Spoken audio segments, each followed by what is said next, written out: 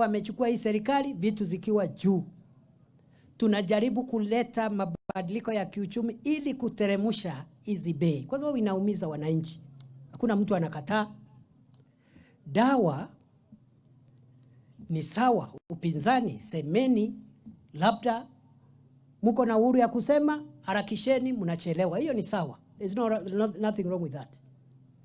Lakini kuchukua mawe uende ufunge barabara ambayo inasafirisha abiria, mtu anapeleka vitu yake sokoni, unafunga barabara, unawasha moto, unaenda pale, unaibia duka ya mtu ambaye hana hatia, anatafutia watoto wake riziki, unatoka hapo, unasema tuendeni mjini katikati, unavuruga amani, unachoma magari ya watu ambao wamenunua magari kupitia loan.